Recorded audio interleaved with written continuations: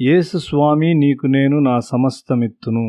ఇలా మన పాటల్లో ఒక పాట ఉంది. నీవు సమస్తము అని చెప్పినప్పుడు నీ దృష్టిలో నీకు తెలిసి ఉన్నదంతయు అని దాని నిజమైన అర్థం. అయితే దేవుని ముందు అది సమస్తము కాదు. ప్రార్థన మరియు బైబిల్ చదువుట ద్వారా సమస్తము అనే దాని విషయమై మరి ఎక్కువగా నీకు గ్రహింపగును. 40 సంవత్సరాల క్రిందట నేను ఈ పాట పాడాను. నేనంతా సమర్పించానని తలంచాను. నేను లోతుగా త్రవ్వినప్పుడు నేనంతా సమర్పించలేదని కనుగొన్నాను. నా సమస్తము అనే మాట మన అవగాహన ద్వారా పరిమితం చేయబడింది. మనము అన్నిటినీ సమర్పించినప్పుడు మనము యేసుక్రీస్తు వలె ఉంటాం. ఈయన నా ప్రియకుమారుడు, ఈయన యందు నేను ఆనందించున్నాను అని దేవుని నుండి ప్రశంసను అది తెస్తుంది. దేవుడు దాన్ని ఒకనాడు మనకు అనుగ్రహించి మనలో ఆనందించునుగాక. అది మన లక్ష్యం. కొరింథీయులకు రాసిన మొదటి పత్రిక 2వ అధ్యాయం 9వ వచనము, దేవుడు తన్ను ప్రేమించు వారి కొరకు ఏమి సిద్ధపరచెనో అవి కంటికి కనబడలేదు, చెవికి వినబడలేదు, మనుష్య హృదయమునకు గోచరము కాలేదు. నీ కొరకు ఆయన ఏమి కలిగి ఉన్నాడో దేవునికి తెలియను. ఆయన కలిగి ఉన్న దానికంటే తక్కువ దాని కొరకు నీవు అడిగినప్పుడు ఆయన విచారపడును. ఆయన నీ కొరకు గొప్ప వాటిని కలిగి ఉన్నాడు. నా ఇంట్లో చాలా విలువైన వస్తువులు ఉన్నాయి. నా చిన్న మనుమరాలు వాటిని అడగదు. ఆమె నా కోటుకున్న గుండీల్ని అడుగుతుంది.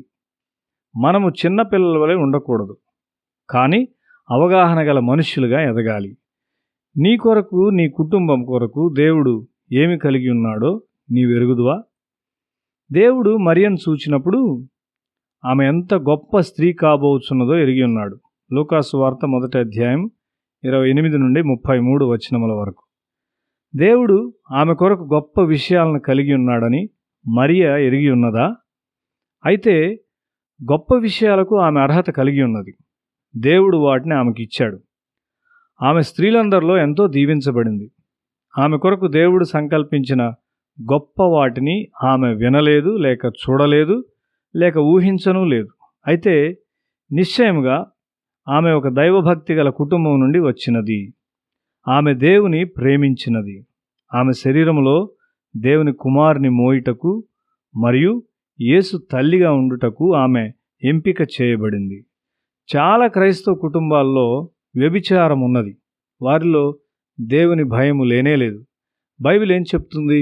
ఎఫెసీ పత్రిక 5వ అధ్యాయం 3వ వచనము, మీలో జారత్వమే గాని, ఏ విధమైన అపవిత్రతయే గాని, లోభత్వమే గాని వీటి పేరైనను ఎత్తకూడదు. ఇదే పరిశుద్ధులకు తగినది. క్రైస్తవులు ఈ విధంగా ఉండవలసి ఉన్నారు. వారు ఈ పాపమును ఉచ్చరించకూడదు. ఇంట్లోని పెద్దవారు ఆ విధమైన పాపములను దాచినప్పుడు ఆ కుటుంబముల నుండి గొప్ప విషయాలు ఎట్లు రాగలవు? పరిశుద్ధాత్మతో నింపబడినట్లయితే నీవు జారత్వము నుండి పారిపోతావు. నేను ఎదిగిన సంఘములో ఆ విధమైన విషయాలు ఎన్నడూ ప్రస్తావించబడవు. మిషనరీలు ఆ గొప్ప ప్రమాణమునకు చెందినవారు. నీ కొరకు దేవుడు దాచి ఉంచిన వాటిని కన్ను చూడలేదు, చెవి వినలేదు. శరీరేచ్ఛలను తృప్తిపరచుకొనుటకు పరిగెత్తవద్దు.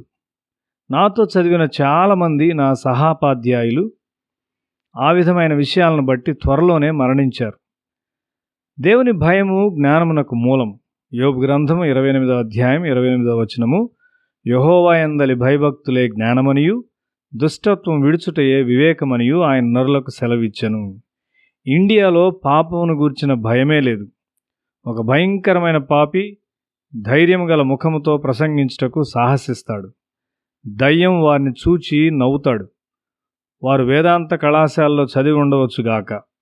వారక్కడ దేవుని భయం నేర్చుకున్నారా? వేషధారణతో వారు బోధించుటను మొదలు పెడతారు. ఒక బోధకుడు చాలా ప్రమాదాలకు గురవుతాడు. కాబట్టి ద్వితీయోపదేశకాండము 11వ అధ్యాయము 18 నుండి 20లో రాయబడిన రీతిగా మీరు ఈ నా మాటలను మీ హృదయంలోనూ మీ మనస్సులోనూ ఉంచుకొని వాటిని మీ చేతుల మీద సూచనలుగా కట్టుకొనవలెను. అది మీ కన్నుల నడుమ బాసికములుగా ఉండవలెను. నీవు నీ ఇంట కూర్చుండునప్పుడు, లేచినప్పుడు వాటిని గురించి మాట్లాడుచు వాటిని మీ పిల్లలకు నేర్పి నీ ఇంటి ద్వారబంధముల మీదను నీ గౌనుల మీదను వాటిని వ్రాయవలెను అను తీవ్రమైన ఉపదేశము ఇవ్వబడినది. దేవుడు ఈ ఆజ్ఞలను మనకి ఇచ్చుట్లో తీవ్రముగా ఉండడా? తప్పకుండా ఉంటాడు. మొదట ఈ చట్టము నీ హృదయంలో ఉండనిమ్ము అని దేవుడు చెప్తున్నాడు. దేవుని వాక్యమును నీ హృదయంలో ఉంచుకొనుట సులభము కాదు. ఇతరులకు బోధించుటకు దాన్ని మన మనసుల్లో ఉంచుకొనగలము. ఇతరులకు బోధించుట కొరకు నేను ఎన్నడూ బైబిల్ చదవలేదు. ఆ విధంగా చేయుటకు నాకు ఇష్టం ఉండదు. నేను దానిని నమ్మకుండా నా హృదయంలోనికి తీసుకున్నట్లయితే దాన్ని ఇతరులకు బోధించుటకు నాకు ఇష్టం ఉండదు.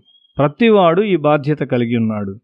తాను చదువుతున్న బైబిల్ను తన హృదయంలోనికి తీసుకున్నటకు జాగ్రత్త కలిగి ఉండవలసి ఉన్నాడు. నీవు దానిని నీ హృదయంలోనికి తీసుకున్నప్పుడు నీ ఇంటిలోని ప్రతిదీ దీవెనకరముగా ఉండును.